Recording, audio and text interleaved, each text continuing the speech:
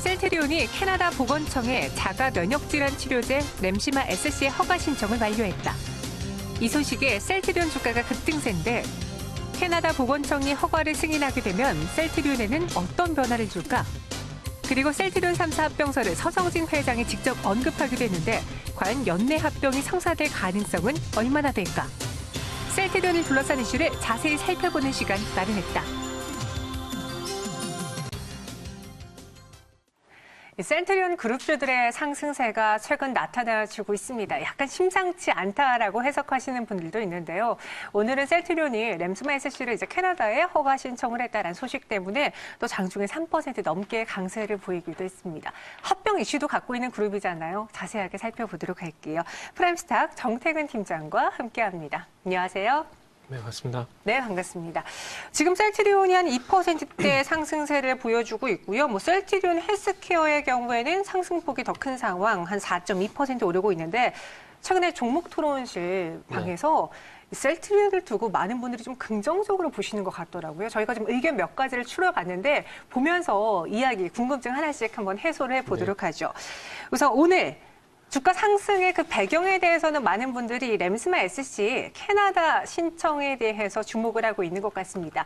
얼마만큼을 관심 보여주고 계시냐면요. 지금 허가가 완료된다라고 하면 이제 삼성 바이오로직스보다 너무 싸다, 더 갈 것이다. 삼바로랑 비교하신 분들도 많으시고요. 그리고 매출 2조에 수익 1조 나는 회사 나와보라고 해 한국에는 없다라면서 이분은 굉장히 좋아하시는 것 같아요. 42조 북미 시장 타겟으로 가자. 이런 응원의 메시지를 보내고 있는데 이 램시마 SC 허가에 대해서부터 짚어볼게요. 지금 강력한 드라이브를 걸 만한 그런 호재거리인가요? 그렇죠. 결론부터 말씀드리면 호재가 맞다라고 보시면 될 것 같고요. 네. 그리고 그럴 수밖에 없는 이유가 아시다시피 셀트리온 같은 경우에는 유럽에 진출하고 난 다음에는 점유율을 계속해서 높여가게 되면서 매출이 많이 늘어났지만 지금 2016년도에 램시마 그리고 램시마 진출하고 난 이후에 보시면 아시겠지만 점유율이 그렇게 올라가지는 않고 있습니다. 그렇기 때문에 어찌 보면은 이제 북미 시장에서 셀트리온이 고전을 하고 있다라고 보시면 될 것 같은데 굳이 고전하고 있는 북미 시장을 어떤 점유율 확대할 만한 어떤 계기라 해야 될까요? 그런 계기가 어떤 시초가 좀 될 수 있기 때문에 보건청의 어떤 램시마 SC 허가 이 부분은 좀 긍정적으로 봐도 되지 않을까라고 생각을 하고 있습니다. 왜냐하면 이런 부분들이 어쨌든 결론적으로 점유율을 높일 수 있을 만한 이슈이기 때문에 어쨌든 셀트리온 입장에서는 램시마 많이 팔아야 되잖아요. 네. 그러면은 일단은 허가를 받아야 되고 허가를 받고 난 다음에 제품을 출시를 하고 많이 팔리는 그런 과정이기 때문에 일단은 긍정적인 뉴스다라고 좀 봐야 될 것 같고 그리고 최근에 독일 시장에 대한 얘기도 나오고 있던데 그런 부분들도 셀트리온 입장에서 보게 되면은 상당히 호재거리다. 앞으로 잘 될 수 있는 계기다. 그렇게 생각하지 않을까요? 바이오시밀러의 선도 기업으로 말하면서 이 램시마 SC, 램시마 시리즈에 좀 많은 분들이 기대를 걸고 있는데 제가 듣기로는 미국에서 잘 팔리고 있대 이런 이야기도 들었거든요. 네. 그러면 앞서 삼성 바이오로직스하고 비교하신 투자자분도 계시니까 네. 아직까지는 그래도 삼성 바이오로직스가 조금 더 크거든요. 어떻게 보세요? 둘의 매력도를 좀 비교해 보자면요. 결국 실적이죠. 일단은 큰 테두리 안에서 보게 되면 둘 다 바이오시밀러라는 공통점은 있어요. 그런데 네. 삼성 바이오로직스 같은 경우는 아시다시피 위탁 생산인 거고 그렇죠. 셀트리온 같은 경우에는 이 제품을 개발하는 회사거든요. 생산까지 진행이 되고 있다라고 봐도 무방할 것 같고요. 근데 주력을 보게 되면 위탁 생산과 그리고 개발 이렇게 나눠져 있기 때문에 달리 봐야 될 것 같은데 어쨌든 두 기업들이 제가 볼 때는 엎치락 뒤치락을 앞으로 할 가능성이 높다라고 생각이 드는 게 결국 실적이거든요. 일단은 아시다시피 삼성 바이오로직스는 적자에서 탈피하고 난 이후에 최대 실적을 계속 달성하고 있는 상황인 거고 네. 거기에 대비해서 셀트리온도 땡겨주고 싶지만은 약간 2% 아쉽다고 해야 될까요? 실적. 이 부분도 있고 그리고 미국 시장에서 고전하고 있는 부분들 있기 때문에 어찌 보면은 사람의 심리가 그렇겠죠. 둘 다 좋아 보인다라면은 더 좋은 걸 사는 게 사람 심리지 않을까라는 생각이 들어요. 물론 제 개인적인 생각인지 모르겠지만 차를 비교하자면은 제네시스 G80을 살 수 있는 능력이 된다라면은 독일 3사 선택하지 않을까?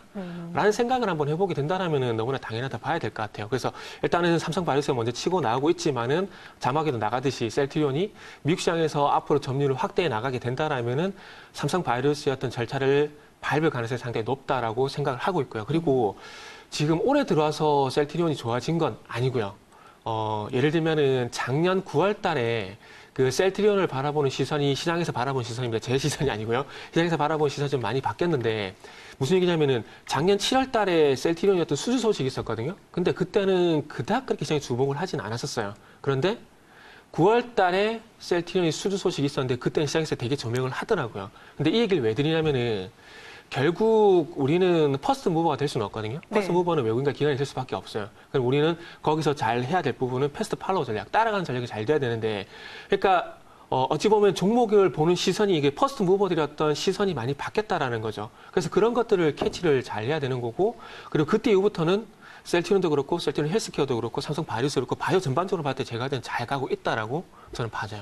이제 실적이 중요한 키워드라고 했는데 삼성 바이오로직스는 먼저 이제 실적을 발표할 때 네. 잘 나오면서 장외 시간에서부터 급등을 하고 그 다음 날에도 상승, 그리고 시장이 빠질 때에도 오히려 코로나19 때문에 급락할 때도 상승하면서 지금 연중 최고점을 높였거든요. 네. 셀트리온의 실적도 곧 발표가 될 거예요. 네. 그리고 셀트리온도 뭐 4분기 사상 최대 매출액 달성에 대한 기대 리포트도 있는데 그럼 그 시점에 실적을 확인하고 나서부터 주가 상승의 폭이 더 커질 수도 있겠네요. 네네. 아니, 저는 개인적으로 네. 셀트리온도 그렇고 셀트리온 헬스케어도 그렇고 지금 이미 움직이고 있다라고 보고 있어요. 먼저 반영이 네네. 돼서요. 네. 왜냐하면은 화이자 실적이 먼저 발표가 됐거든요. 근데 네. 화이자 실적을 발표하기 위해서 우리가 주목을 해야 될 부분은 뭐냐면은 그 램시마의 미국 유통을 화이자가 하고 있거든요. 네. 근데 화이자가 이 셀트리온에 대한 그 램시마에 대한 매출이 1,000억 정도 발생됐다고 발표가 나왔어요. 그러고 난 이후에 미국에서 미국에서 램시마에 대한 최대 실적에 대한 얘기가 나오고 있고 네, 네. 2019 연간을 봤을 때 3,500억 정도 발생이 됐다는 얘기가 그러니까 유출할 수 있는 거네요. 네. 그런 이유들이 먼저 나오게 되면서 제가 볼 땐 주가가 먼저 움직이고 있다라고 생각이 듭니다. 그렇기 때문에 물론 실적 발표가 난 다음에 주가가 안 간다라는 것은 아니지만 지금 현재 앞으로 실적 발표가 되면 실적 발표가 된 것들이 그러니까 앞으로 반영될 것이 아니라 이미 조금씩은 반영이 되고 있다라는 관점에서 봐야 되는 게 아닌가라는 얘기를 좀 드려보고 싶어요. 그래서 뭐 퍼센티지로 보게 된다라면은 뭐 앞으로 100%가 반영될 거야가 아니라 지금 적어도 한 40%, 50%? 요 정도는 이미 반영이 되고 있다라고 보는 게 맞지 않을까라는 생각이 좀 듭니다. 실적에 대한 기대는 주가에서 먼저 반응을 보여주고 있다라는 분석해 주셨고, 그리고 지금 토론방에서 뜨거운 네. 게 합병에 대한 찬반이에요. 합병을 해야 돼, 아니 안 해야 돼. 그 안에서도 분분한데 서정진 회장이 먼저 이 이야기를 공식 석상에서 꺼냈다라는 말이죠. 합병에 대한 가능성은 어느 정도로 보시는지요? 가능성은 있다 정도만 말씀드릴 수 있을 것 같아요. 있다요. 네. 그럼 하는 게 좋은 것 같아요? 안 하는 게 좋은 것 같아요? 만약에 본인이 샀다면. 제가 만약에 셀트리온 회장이라면은 네. 할 것 같아요. 합병을요? 네. 네. 그러니까 무슨 얘기냐면은 수익을 바로 반영을 하느냐, 지분법으로 먹느냐. 그러니까 간접적으로 로얄티를 먹느냐, 직접적으로 먹느냐 이 차이인 거거든요. 네. 근데 아시겠지만은 로얄티를 먹는 것보다는 직접적으로 다 먹는 게 솔직히 좋아요. 솔직히 그런 관점에서 보기에는 합병을 하는 게 좋겠죠. 근데 제가 서두에 가능성만 있다라고 말씀을 드린 이유가 뭐냐면은 제가 볼 때는 이 서정진 회장이 나중에 정치도 할 가능성이 있지 않을까라는 생각이 드는 게 좋게 말하면 여론몰이에요. 그러니까 여론몰이를 제가 볼 때 되게 잘하는 것 같아요. 예를 들면은 2013년도 같은 경우 공매도와의 전쟁 하면서 되게 여론몰이 했었잖아요. 네. 그리고 2018년도 같은 경우는 코스피 이전 상장 할 때마다 조용하게 한 게 아니라 시장에 다 얘기를 하게 되면서 주주들이 원한다라면은 고객들이 원한다라면은 네. 그런 플레이를 했었거든요. 근데 이번에 합병 같은 경우도 똑같아요. 맞아요. 주주들이 원한다면 할 수 있다고 말을 했거든요. 그러니까 어찌 보면은 이렇게 좋게 표현하게 되면은 여론몰이라고 볼 수 있을 것 같은데 그걸 제가 볼 때 상당히 좀 잘하는 것 같아요. 이슈 메이커를요. 그렇죠. 네. 그래서 아마 주주들이 원한다라면은 그리고 그 합병을 했을 때 이득이 될 만한 부분들 그런 이익이 될 만한 부분들이 어떤 자료를 유출을 하게 되면서 합병적으로 서서히 여론몰이를 이끌어가지 않을까라는 생각이 들고 주총에서 제가 볼 때는 합병을 한다 쪽으로 갈 것 같다는 생각이 좀 들어요. 과거의 행보를 참고를 해보자면은. 가능성은 있다. 우리가 미리 말씀을 드릴 수는 없지만 그래도 가능성이 네. 있다라는 거에서 여론은 놔야 될 것 같은 가능성은 퍼센테이지로 보게 되면 저는 50% 이상은 된다고 봐요. 50% 이상. 네, 왜냐하면은 조금 전에 말씀드렸듯이 공매도와의 전쟁, 코스피 이전 상장 이런 걸 다 노출하고 그 뒤에 실행을 다 했었거든요. 네네. 그렇기 때문에 합병 같은 경우에도 제가 볼 때는 50% 이상은 된다라고 봐요. 그럼 네. 빠른 시일 내에 가능할까요? 글쎄요, 그게 지금 근데 반대하는 주주들도 분명히 설득을 해야 되는 그 험난한 시기가 네네. 있을 거 아니에요, 그죠? 아마 셀트리온 헬스케어 주주들이 반대하지 않을까요? 그렇겠죠. 셀트리온도 어. 반대할 수 있을 것 같은데. 그러니까 두 회사가 합쳐져서 네. 그러니까 결국에는 주주들이 찬성을 하느냐 반대를 하느냐 요거는 나한테 이익이 되느냐 아니면 반대로 이익이 되지 않느냐 그렇죠. 이게 판단이거든요. 그래서 제가 아까 여론몰이를 잘한다고 말씀드렸던 게 그동안에도 공매도 전쟁, 코스피 상장할 때 반대가 없었을까요? 있었겠죠. 그쵸. 네. 그렇다면 그 반대를 뚫을 만한 어떤 그 베네핏을 분명히 제가 줄 것 같아요. 그래서 시기는 솔직히 저도 장담은 못 하겠어요. 네. 그런데 서정진 회장이 만약 합병을 진행을 한다라면은 제가 볼 때 베네핏이 될 만한 거 분명히 던질 것 같아요. 그러면서 반대를 최소화시키면서 자연스럽게 합병을 진행하는 모습. 그런 게 나오지 않을까라는 생각이 들어서 저는 여론몰이 좀 잘하시는 것 같고 앞으로 이분이 정치도 할 것 같다는 생각이 드는 게 네. 저는 그런 부분에서 그런 생각이 좀 들더라고요. 이제 개인적인 제 생각이니까요. 내피셜입니다.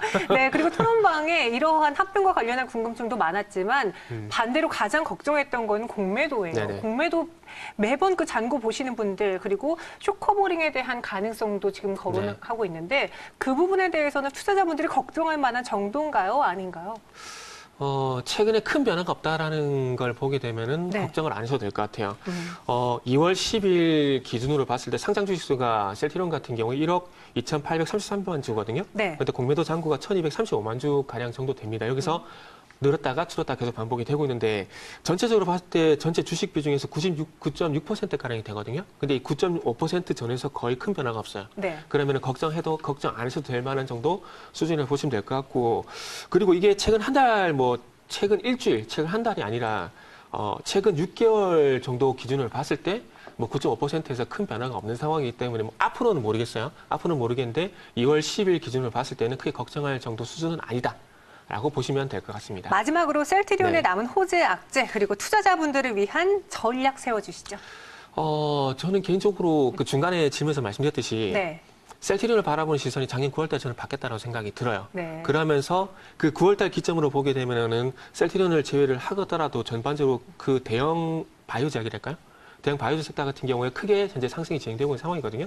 그렇기 때문에 올해도 바이오제약은 충분히 가능성이 있다라고 생각을 하고 있고요. 그리고 셀트리온 어떤 이제 숙제는 호재도 악재도 이제는 미국 시장이다. 미국 시장에서 앞으로 얼마만큼 점유율을 높여가게 되고 램시마에서 트룩시마라든지 그리고 허주마까지 이 삼성 세트죠. 이 제품들이 얼마만큼 많이 팔려 나가느냐 이게 관건이다라고 말씀드릴 수 있을 것 같습니다. 그래서 이 부분은 그 미국 사보험 시장에서 어쨌든 바이오시밀러 되었던 처방이 확대가 되고 있는 상황이기 때문에 네.